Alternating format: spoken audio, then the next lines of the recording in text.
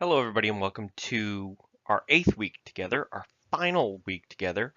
And I'm going to look at the age of exploration from a couple of slightly different angles. First, we're going to look at European interactions in the Americas, which is perhaps one of the most profound impacts of European exploration upon the world.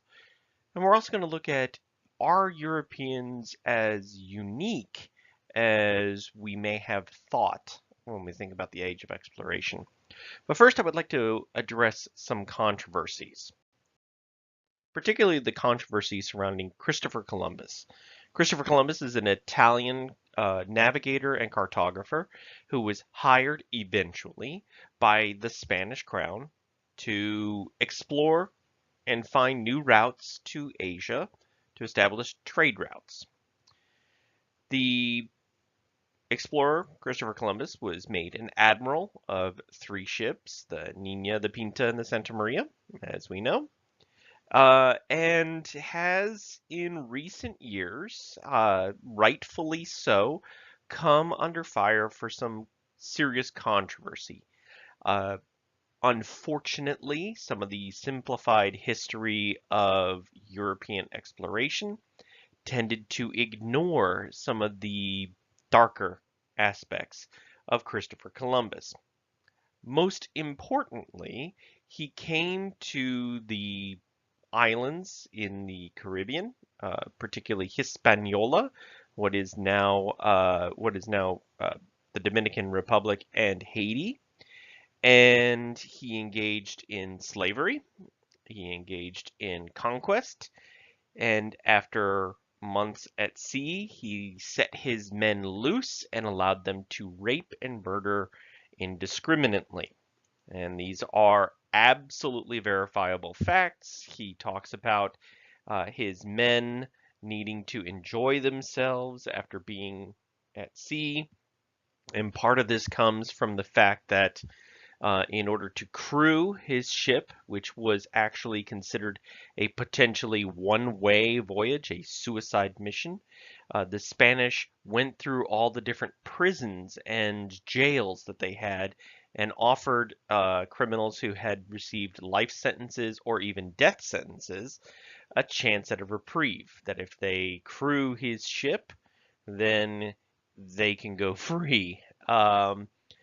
And many took them up on this offer because anything was better than sitting in a medieval Spanish jail. Let me tell you, it is not comfortable in the least. So you have ships full of convicted felons who have been in prison, many of them kept in darkness, starved, beaten, even if they were innocent or not guilty. They have become rather hardened criminals as it was. Then they were imprisoned, for lack of a better term, on three boats under a rather authoritarian leader. And so when he lands and there are women, of course he's going to set them loose in order to keep his ships from mutinying and turning back and becoming, excuse me, becoming pirates. But there's also an unintended side effect. In addition to the hundreds of slaves that he captured and physically chained and was intending to sell back in Spain, in addition to conquering quite literally the lands that he found in the name of the Spanish crown, in addition to the intentional kind of blind eye he turned to rape, he also brought with him uh, the diseases.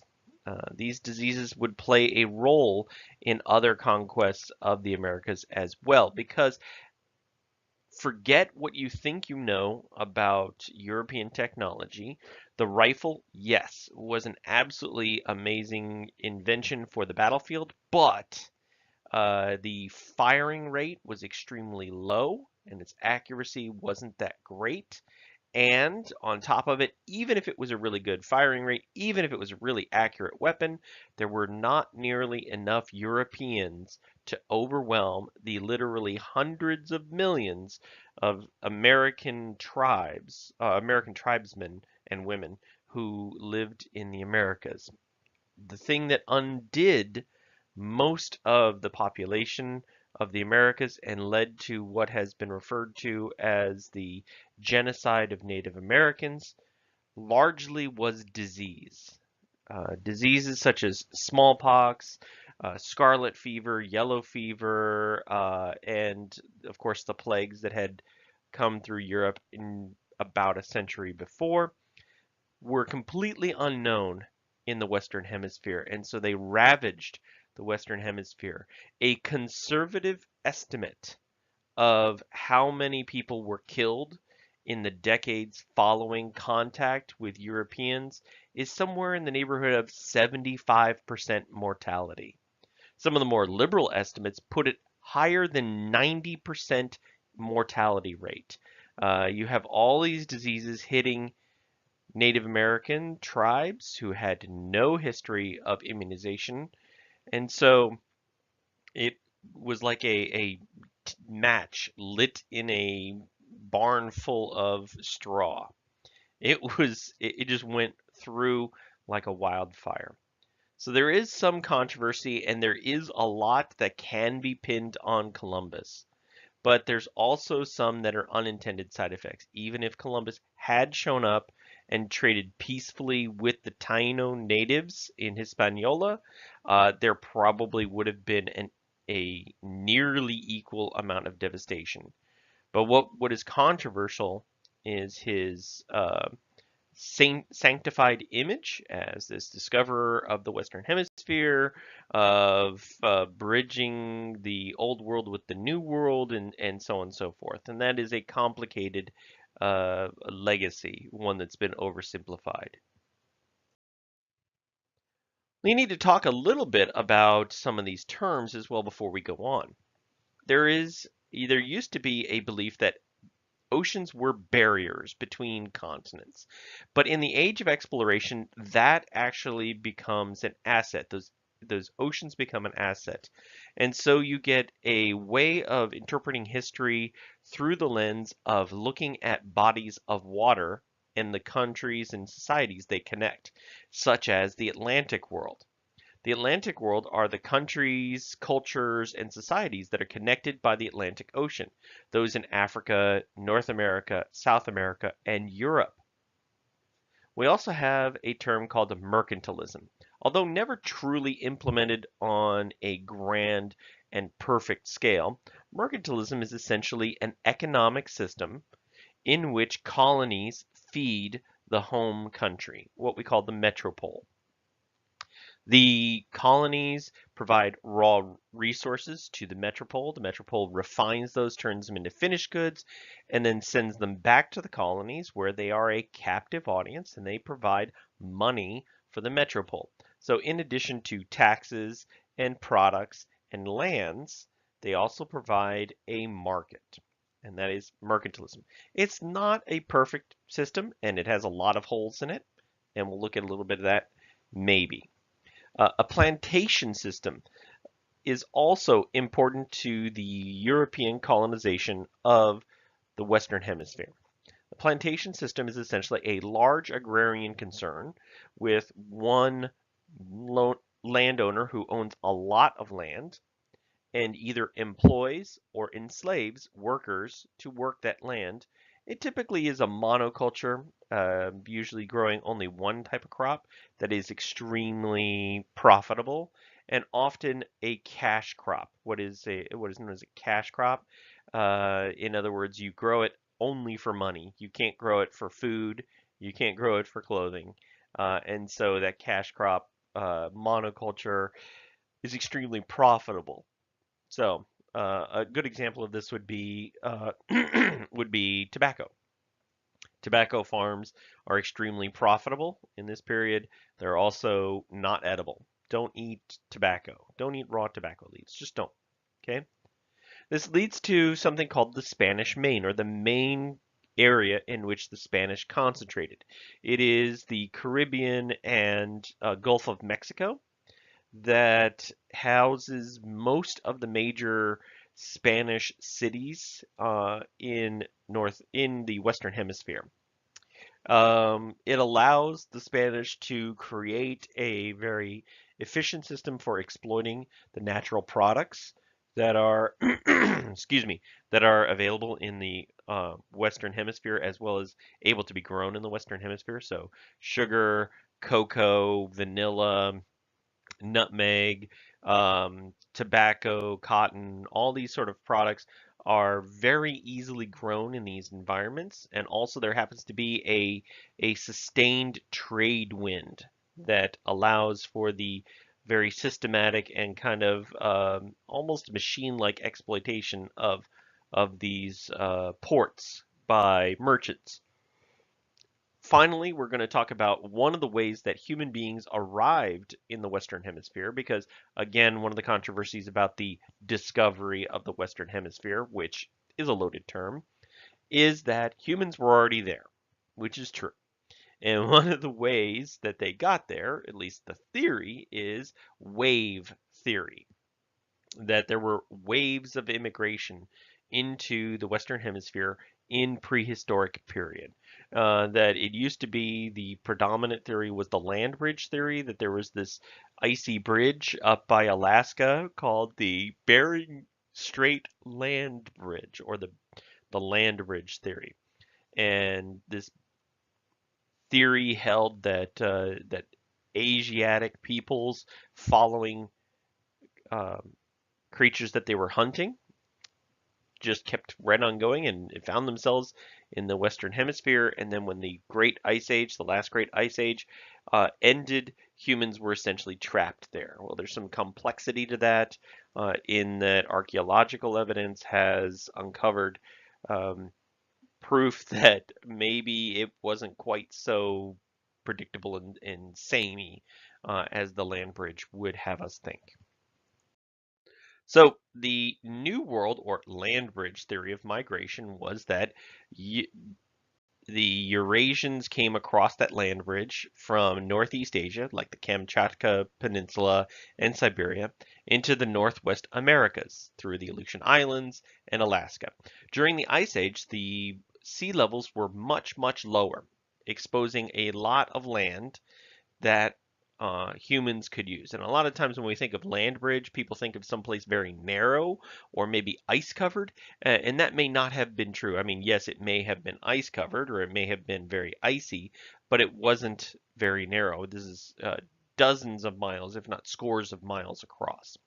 And they essentially come across during the late Ice Age and settle in different areas as they filter from North America to Central America to South America, and they develop cultures based upon their location and their geography. Well, that's been made a little bit more complex with archaeological evidence.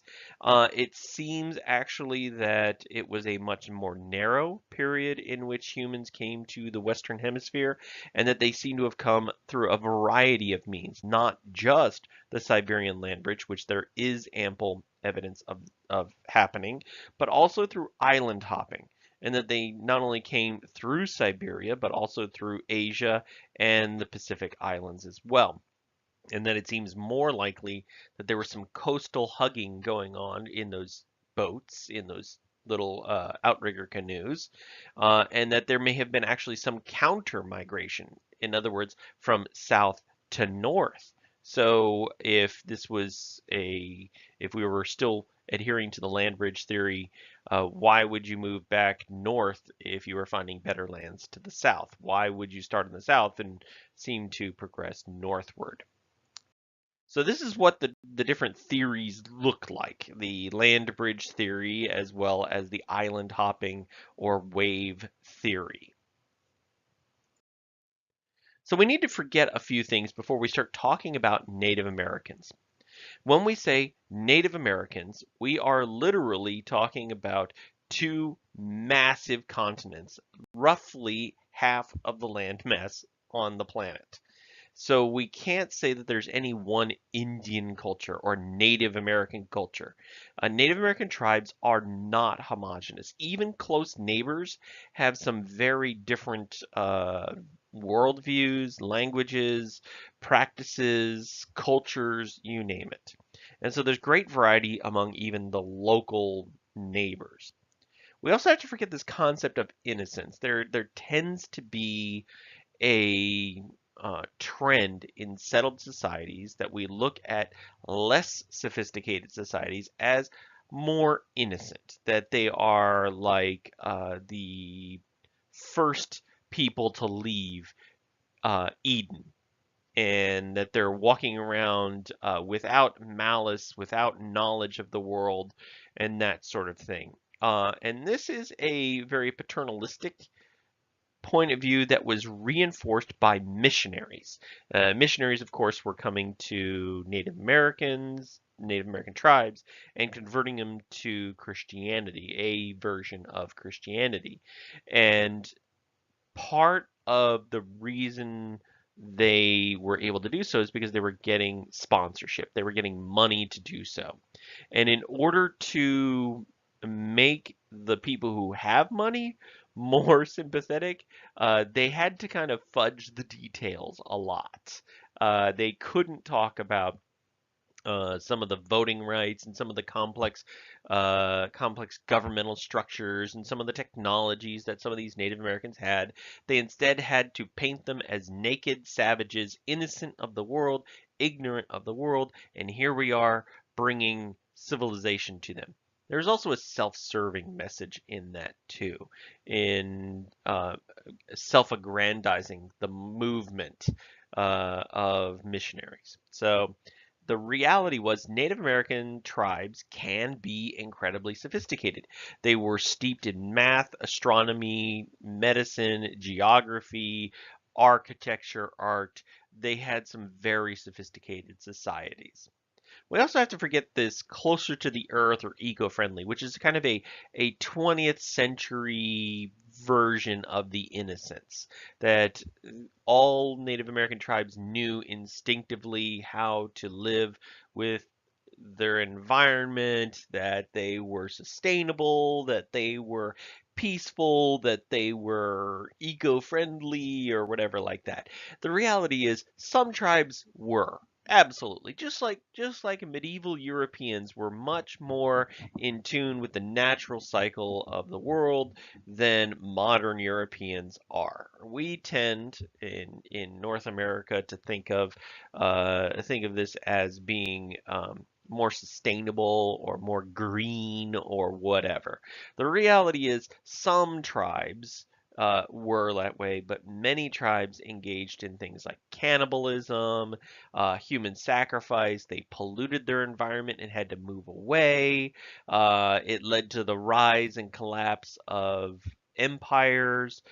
There was over farming that ruined the land. There's some evidence that some of the Central Plains states had some very robust farming, but that the soil became depleted. There's overfishing. There's a whole lot of things. So, in other words, what I'm saying is Native American cultures are human cultures, just like Eurasian cultures are, just like African cultures are, just like Aboriginal Australian cultures are, Polynesian cultures, you name it. Humans are humans are humans. So let's talk about one of the big tribes, and that is the Aztec. They are a ethno group from the Shimishek tribes that come from northern Mexico, southern Texas. Shimishek literally means uncivilized. They referred to themselves as the Mexica or the Tenochca. The Tenochca is more of a clan within that tribe. And so sometimes when they referred to the Tenochca, that is the kind of Carolingians of their society. So the Mexica, from which we get Mexico, were initially come to central Mexico about the 13th century as vassals to stronger tribes.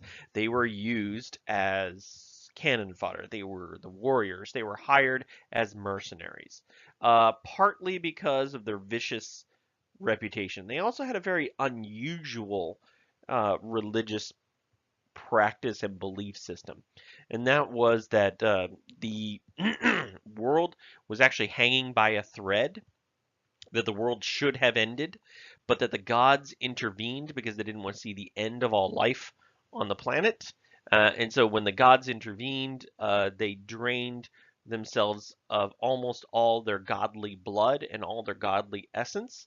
And it was done out of love to save humans. And so the Mexica had to do something to keep the gods alive because the gods were the only thing that was keeping the world from ending. They eventually were given some land, and it was a marshy island in the middle of a lake that they then expand and found as the city of Tenochtitlan. So there we are. Tenochtitlan is there in the center of the map, a little red dot in the midst of a lake. They had a very unusual way of reclaiming land that was very similar to the Dutch. They would put barriers down to kind of drain out some of the water from the lake, leaving the mucky bottom, and then they would just keep piling muck and planting reeds. And over time, those reeds and that muck became more solid land. And so they would have these very well planned out grids upon which people could build houses. And they could then expand farmers. And those reeds could become little essentially artificial square islands that could be planted on, and when the nutrition of those islands was kind of basically played out, they would build more houses on them.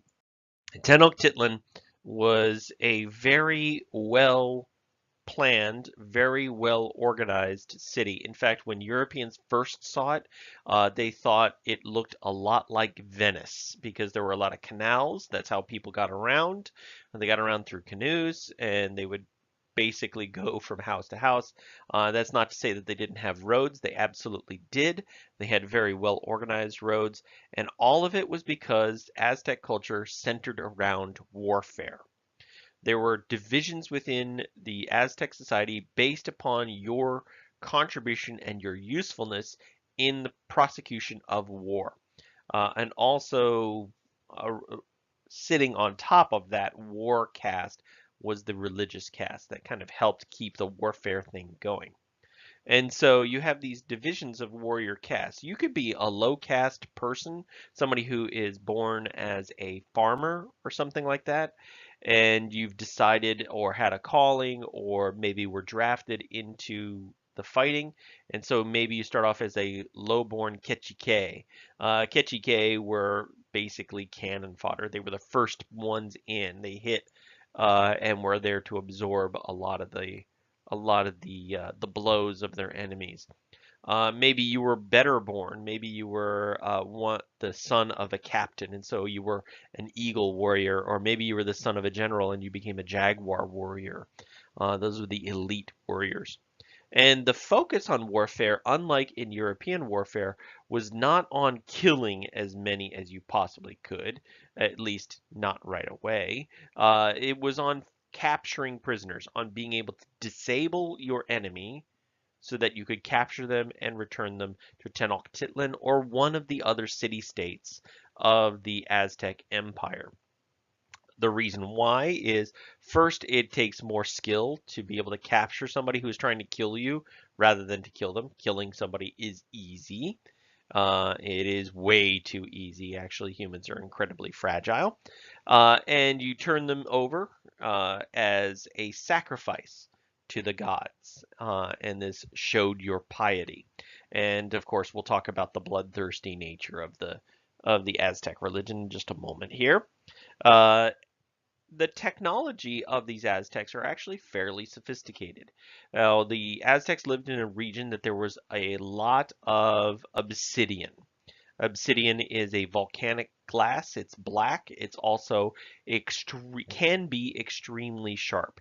It is worked in a way similar to flint, and it can be a incredibly useful weapon. In fact, some of the scalpels that are being used now are constructed out of obsidian because you can get them down to 1 micron thick. In other words, the width of one molecule. That's pretty amazing. And of course, the thinner the blade, the easier it is to cut somebody. The cleaner the cut, the less ragged the cut, the easier it is to heal. That's why we're using it for scalpels. But also it sets up a slashing wound that bleeds a lot, and so it weakens the target, so you could hit them, weaken them, and then bind their wound, and hopefully they won't die. So that's one of the ways you can capture somebody. There was very advanced metalworking, particularly in gold and silver, but also other metals. It just wasn't used for tools. Why? Because you had a very ready source of obsidian that was a much more convenient and much less technologically demanding um, material to work with for weaponry and that sort of thing. So this is a drawing, a actually 16th century drawing of what the Aztec warriors might have looked like, with the Quechique on the right, the jaguar warrior on the far left. So the empire was founded by this semi-mythological guy named Itzcoatl. Itzcoatl was a general. He was a military leader, and he led his people in essentially endless year-long warfare. And the Aztecs acquired this very savage reputation in battle. Eventually, they find an opportunity to rebel against their masters, and they overthrow the old empire and they establish their new empire. And the way that they often waged war was they would go to tribes and they would say, "You give us some of your most beautiful men and women, and we will let you live. Also, you have to give us some of your food and some of your gold, and of course, we're going to take some of your people as slaves, but generally we'll let you live, or we will make war on you and enslave you completely." So this made them incredibly unpopular. First of all, they couldn't be trusted. Their word couldn't be trusted. And second of all, they kept taking young men and women away, either to be as slaves or as to be human sacrifices. And so the Aztec Empire becomes incredibly wealthy and incredibly powerful. And the Aztec Empire isn't an empire as we imagine it from the Eurasian, European Asian point of view. The emperor was essentially an elected official who was treated as a god. And so you couldn't touch him, you couldn't address him, you couldn't whatever like that without his permission first. That being said, you could depose an emperor who was ineffectual, who had lost that spark of divinity in some way or form. And so it was a kind of republic, kind of empire, kind of confederacy, kind of city states. It was a very strange melange of a bunch of different governments, and it all centered around religious devotion. Now, as I mentioned before, the gods had sacrificed themselves in order to prevent the world from ending. And so humans needed to sacrifice to the gods to give the essence of human life to the gods to keep the gods going. And so that's where human sacrifice played a part. That's why these temples, these pyramidic temples, were created. But there were also other projects that were created in order to sustain Aztec life. If you were part of the Aztecs, you probably didn't have to worry too much about sacrificing yourself. And you actually had a fairly good standard of living. There were very complex temple structures that were built. There were aqueducts to bring fresh water in because although you're living in the middle of a lake, that's also where you poop. So you want to bring fresh water in from somewhere else. Um, they were a very orderly society. As I mentioned before, seeing the city, the Europeans thought it looked a lot like Venice. There were very well maintained and very broad and wide roads to facilitate communication. They also had sewer systems in some of their non lake based cities. They also had a very strong centralized government. And when I say that it's a centralized government, all the power rested in Tenochtitlan as the primary city-state. The other city-states could exist and did exist after the fall of Tenochtitlan, but not very long. Aztecs and other Mesoamerican cultures had this sense of religious obligation to the gods, much in the same way that Europeans had a sense of religious obligation to the Judeo-Christian God, or actually the Christian God, if we're being more accurate. And human sacrifice was the ultimate way that you showed your devotion to God. Now, to be fair, in Judaic practices and Abrahamic practices, it was not unusual to sacrifice animals, and it was a big ask of Abraham to sacrifice his only son, uh, but he was willing to do it, right? And the story of Abraham and Isaac and the prevention of human sacrifice is to change the Jewish or the Hebrew culture of sacrifice, which did seem to also include humans. That human sacrifice was considered a good thing to worship God. So it's not like other societies aren't sacrificing humans, as it were. And it's not like the Christians that came were incredibly pacifistic and just abhorred at the idea of killing humans. They were abhorred at the idea of killing humans in the name of a foreign god uh, or a strange god. So human sacrifice was the ultimate sacrifice. If you had enough money to sacrifice some of your slaves, that was great. Some people sacrificed themselves out of true piety.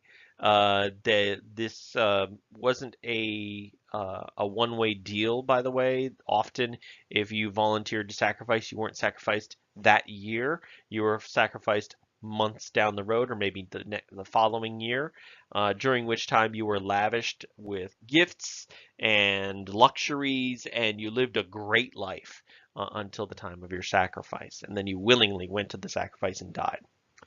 There were other sacrifices that befit your station. If you didn't have quite enough money to sacrifice your life, you could sacrifice some blood. You might cut yourself and pour that blood into a vessel of some kind and offer it to the gods. Later on, towards the beginning of the Spanish encroachment into Aztec society, there seems to be a recognition within Aztec society that this model was unsustainable. So this was peak human sacrifice. And so things like feathers from brightly plumed birds or clay or wooden stand-ins were sacrificed. The kind of like we're pretending these are humans, and so we're sacrificing them to the gods, and this is good enough. Spanish missionaries and conquistadors understood that the reputation of the Aztecs was well earned and that they were nobody to be trifled with. And so they were rather reticent to engage in any kind of sustained uh, contact with the Aztecs. And for their own part, the Aztecs saw the Spanish as evil. They heard what happened to the Taino Indians, they heard what happened to other native tribes, and they saw the Spanish actions as evil in and of itself. So there you have it. Both sides see each other as evil. Now the difference, of course, is that Spanish missionaries and Spanish conquistadors dominate a lot of what Europeans understand about Native Americans. And so you have this kind of this account that may be a little overblown. For instance, this idea that there were hundreds of thousands of sacrifice and that the pyramids were literally running red with blood may be overblown a little bit. There is evidence there were hundreds of people that had been sacrificed at any one time, but the idea that there were thousands being sacrificed or tens of thousands being sacrificed at any one day just doesn't seem to be supported by the evidence. So it was bad. Was it as bad as the Europeans made it out to be? Maybe not. So Europeans basically had this hands-off policy until a young man named Hernan Cortez decided that he would kind of push the boundary. He was extremely ambitious. There's a rumor that he had left Spain under a cloud of suspicion, that he had left Spain in the nick of time to keep from being apprehended and imprisoned. He did make his way into the court of the governor of Cuba. Now, you may think, oh, in the court of a governor, that's not a big deal. But in this period, being a governor is akin to being a mini king. You could make a lot of decisions on the fly. You had a lot of authority, and you had held the the power of life and death in your hands. And so he charms his way into the court of the governor of Cuba. He learns about the Aztec empire, and all he hears are riches. He hears that there is a lot of money to be had. And so he goes around and he begins recruiting for an expedition into Aztec lands, except he doesn't tell them it's Aztec lands. He tells them there's a fortune to be had and a mission to be run. Are you in? And a lot of unemployed sailors and soldiers signed up with him. He was found out just as he was about to leave. The governor of Cuba ordered him not to because all they needed to do was to provoke the Aztecs and have millions of them descend upon the tens of thousands of Spanish living in Cuba. That's all they needed. And but he does. He sails off against orders, which angers the Spanish. And on his way to the Aztec lands, some of the people start figuring out exactly where they're going, and there's an almost mutiny. So Cortez lands. He says, "Hey, let's have a meeting on the beach. I will hear your concerns, and then we will vote on whether to continue or not." And while he's distracting the mutinous sailors and soldiers on the beach, he sends some of his hardcore supporters back to the boats, and he sets the boats on fire. So essentially, he basically strands them there, saying you're either with me or you try to walk home, or swim home, right?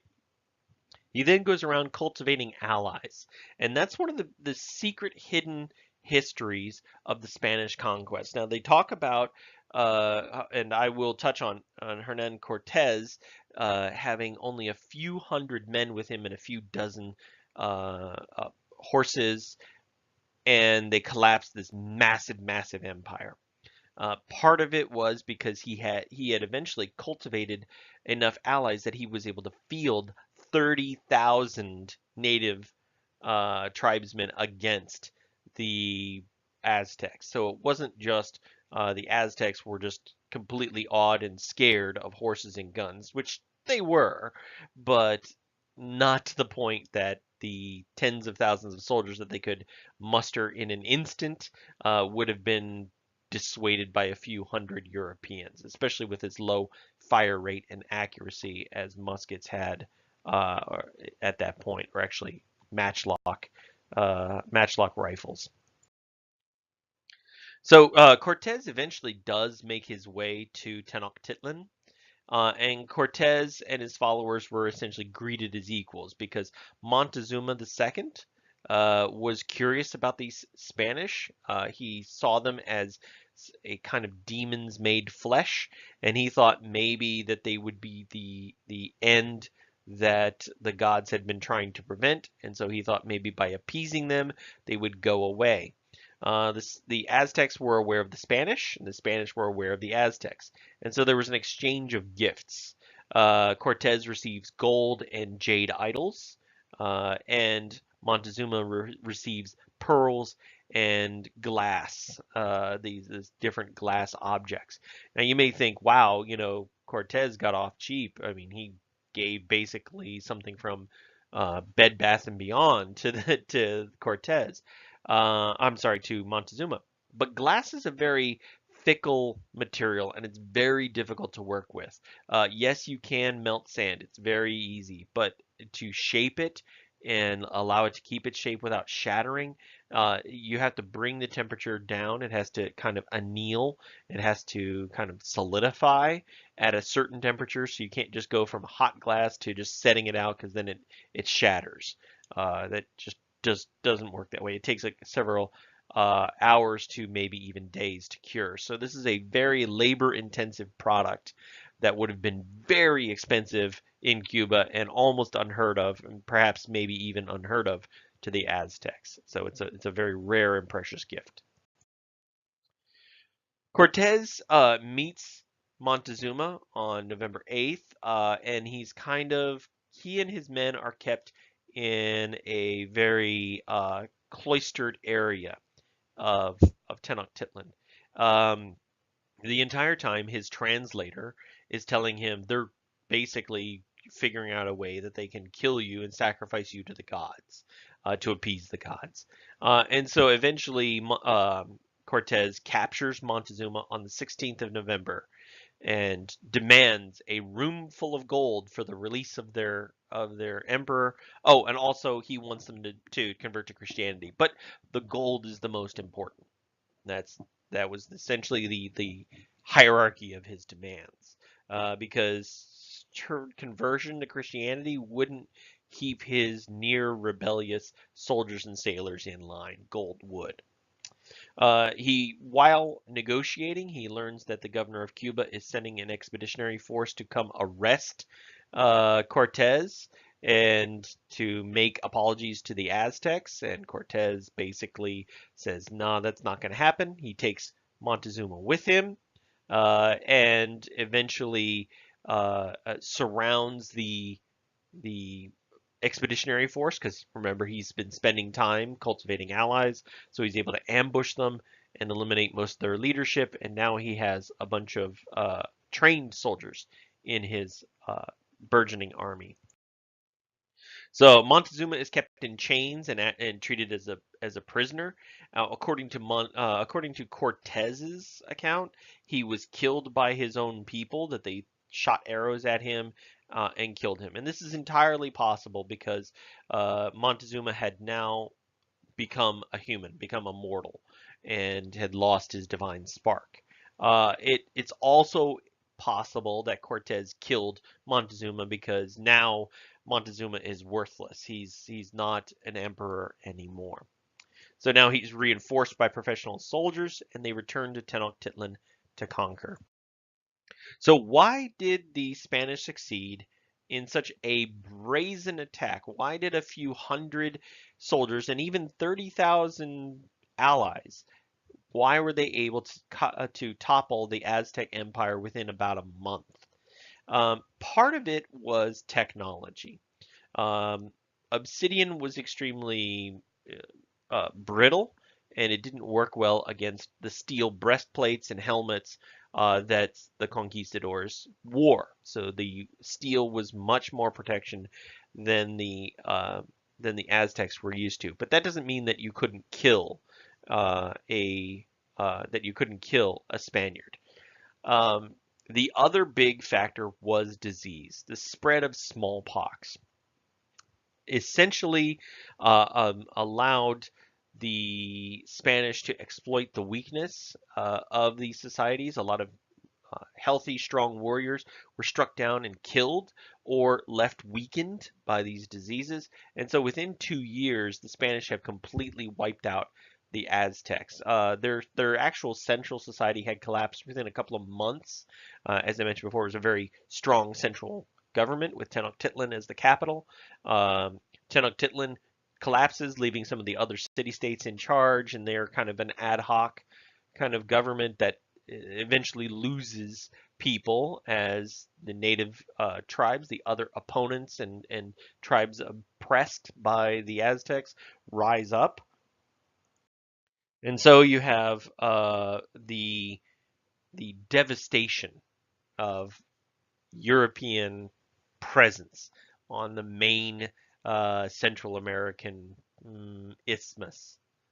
Uh, the viruses, particularly smallpox, variola minor and variola major, also known as the pox, was extremely contagious. Even among Europeans, it was a highly deadly disease amongst Europeans. In fact, it wasn't wiped out until the 20th century thanks to vaccines. Right now, every human on the planet is vulnerable to a resurgence of smallpox because in the 1950s and 60s there was this very aggressive campaign to wipe out smallpox, and so the smallpox pathogen disappeared in the wild.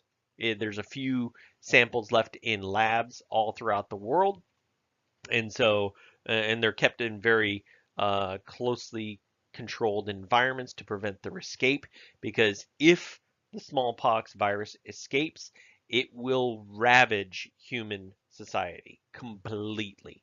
I would not be surprised to find out that, 60, 70, 80% of the population would die. So it could be fatal to Europeans about in the medieval period, in the late medieval period, 15th century or so. About 30% of Europeans die from the smallpox in any given year. So that's fairly virulent. About 90% of the people in the New World die. So it's extremely virulent.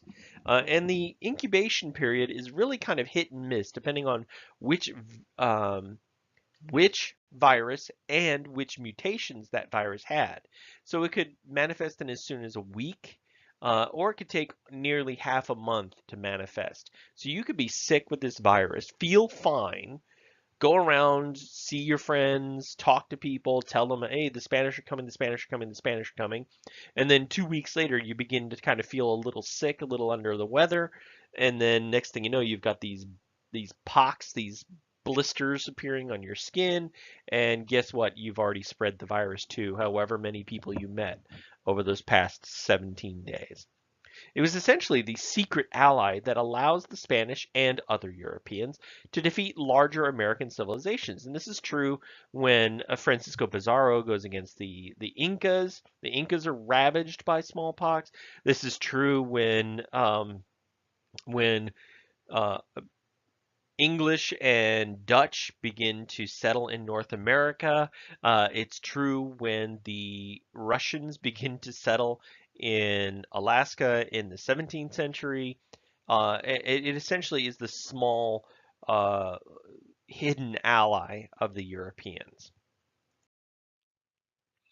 The one disease that does seem to come back with Native Americans from the Western Hemisphere is syphilis, a sexually transmitted disease. It seems to appear within a few years, within about 2 years of Christopher Columbus's voyage, first his maiden voyage, and it may have accompanied some of the sailors who returned. The first known account, first recorded account, was in 1494 in Italy. And just to give you an idea of how misunderstood this disease was, this sexually transmitted disease. The Italians referred to it as the Frenchman's disease. The French referred to it as the Spaniard's disease. The Spaniards referred to it as the Portuguese disease, that sort of thing. And it was it was a deforming disease. It caused the flesh to rot if left untreated. It caused insanity. It caused all sorts of ulcerations throughout the body. And even before you get to that, where it's really just kind of ravaging your body, when you just have a slight outbreak, or even if you're just infected with it, you can spread it through sexual contact. And it seems to be a side effect of the mass rapes that Columbus allowed his men to engage in. So syphilis comes back. And this leads us to a new phenomenon, something that changes the world forever. And that is the Columbian Exchange. It is referred to as the Columbian Exchange because Columbus brings back not just people, but plants and other valuables. There are certain products that are native to the Western Hemisphere that are unknown in Eurasia. Things like cacao, pineapples, tobacco, peppers, both sweet and spicy, tomatoes, corn, vanilla, that sort of thing. Okay, these are unique products, things that Eurasians have never seen before. I want you to think about about Indian food and Chinese food and about how spicy some of it can be. Now, a lot of it now is derived, a lot of that spice now is derived from peppers, and those peppers are native to the Western Hemisphere. Also think about things like a German food or Italian food, and how much of that includes tomatoes, potatoes. Think about Swiss chocolate or Belgian chocolate. Uh, and a lot of that comes because of these new products coming into Europe. This allows the Europeans to begin to shift the trade balance between Europe and Asia.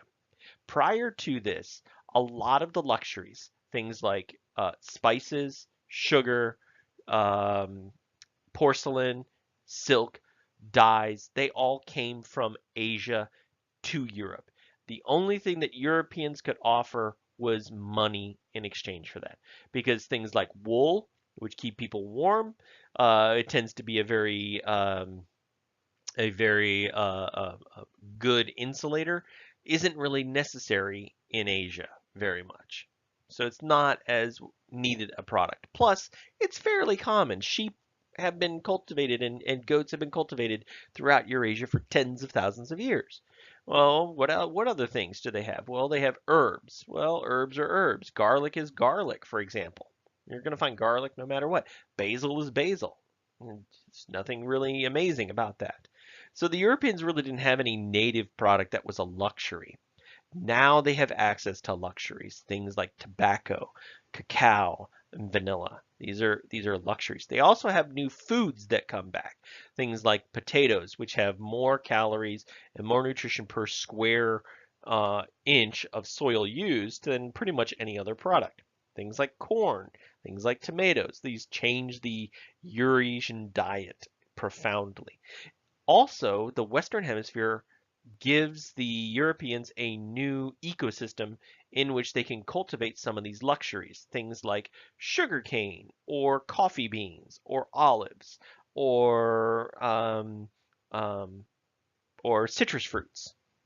Those are really, really important luxury items that can now be cultivated in the Western Hemisphere with these new, more tropical and subtropical environments. As I mentioned before, we have this system where colonies are set up in the 16th century, and it leads to an economic system that helps ensure the wealth of the home country.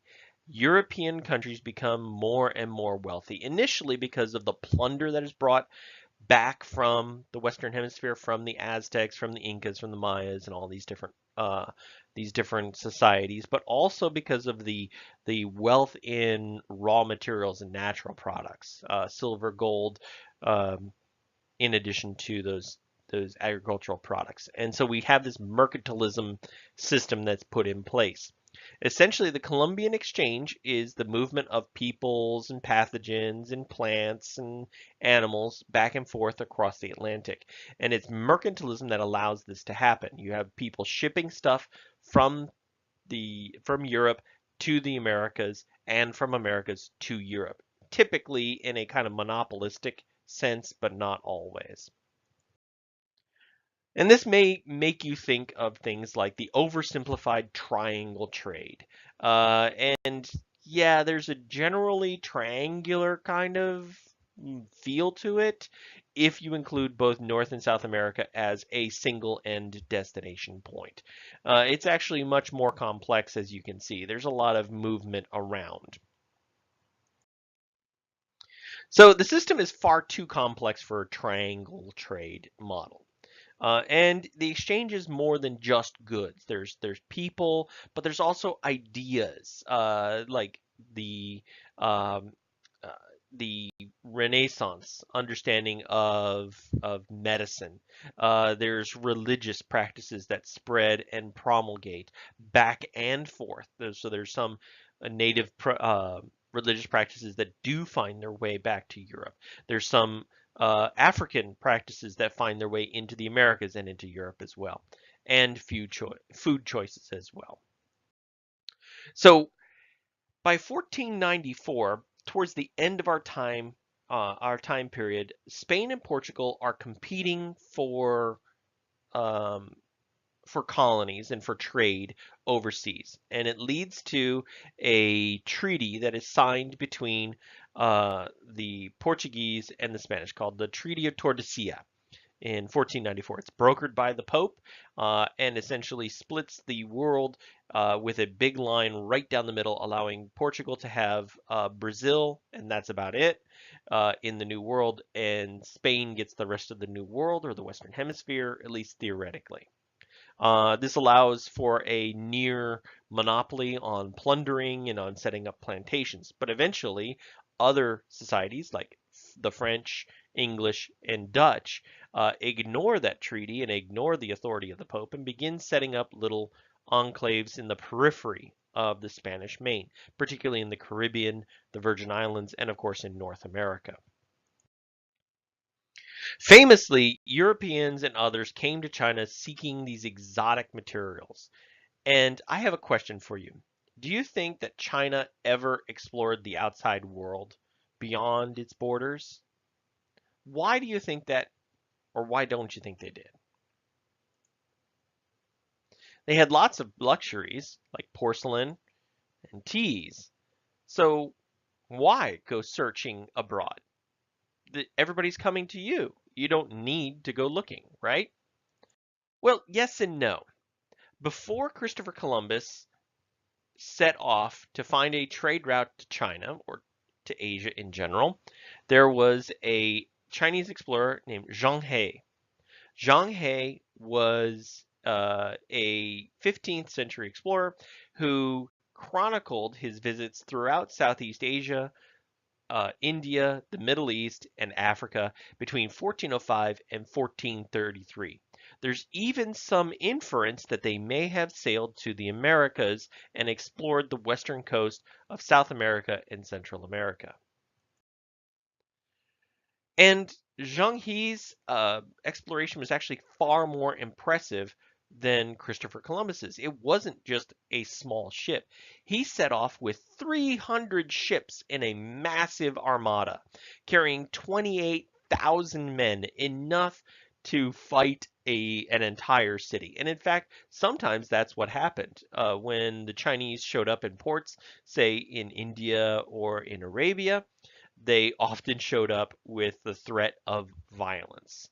The largest ship that he had was a six-masted treasure ship, which put next to the Santa Maria, which was Columbus's largest ship, absolutely dwarfs it. Most of the other ships were kind of supply ships to keep the rest of the fleet going, so this was a massive, massive undertaking. But it wasn't done for exploration, which it's argued that Christopher Columbus and Vasco da Gama engaged in. It was more to extract tribute to the Chinese emperor from these other ports. And also, along the way, he puts down pirates in the South China Sea. As I mentioned before, the South China Sea was fairly rife with pirates. And the fleet comes back to China with all these exotic materials and exotic animals from Africa and the rest of Eurasia. So what happened to the fleet? Well, this big old ship is extremely expensive, especially compared to this teeny tiny ship. The voyages of Zhang He had the unfortunate side effect of falling victim to partisan politics. Much like our current political system, when one party is in power and the other party is out of power, the out of power party is the party of no and the party of opposition. So that when the out of uh, power party comes into power, it often tries to undo the policies of the predecessor. A perfect example, of course, is the repeal and replace of Obamacare, right? So in the same vein, a political shift happened while Zhang He was at sea. And the opposing party and an opposing faction within the Chinese empire essentially erased a lot of the records of Zhang He's expedition and essentially led to the defunding of any further exploration. It was determined that there was nothing under the sun that wasn't already in the Chinese empire, so why expend the money to go abroad? And so the ships were returned to China, where they were promptly burned. Traders of the world came to China. There's an influx of silver from Mexico, Peru, and Asia during the 15th and 16th century. A lot of the plunder that comes from the Aztecs eventually finds its way to China. Inflation happens in um, Spain, but it also happens in China as well.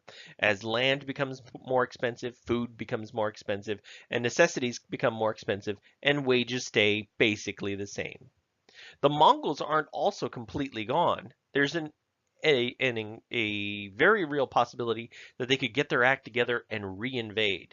And so military raids along the northern border have prompted the Chinese to change their perspective. Maybe they don't want to go looking overseas for trouble that they could borrow when they have trouble here at the doorstep. And also this re-rise of Neo-Confucianism, which was a political struggle, as I mentioned before. And essentially, the new faction comes in and expunges Zhang He's expedition as righting a universal wrong, that what Zhang He had done was wrong. So the upshot is that China remains a closed society well into the 19th century, while other foreigners like the Dutch, French, Portuguese, Spanish, English are continuing to trade with it, and they're exploiting the colonies elsewhere. This eventually allows them to gain more power, more technology, and more organization, and eventually leads to China's diminishing role in the world. The Chinese society does continue to grow by leaps and bounds. The population begins to explode in this late modern period, or I'm sorry, early modern period, and the increase of population and the expanse of the economy eventually leads to a bubble kind of economy that eventually bursts in the 19th century. All right, guys, that is it for this week. Remember, we have a final, which is going to be from the midterm to the 8th week. So weeks 5, 6, 7, and 8 are going to be covered on the final.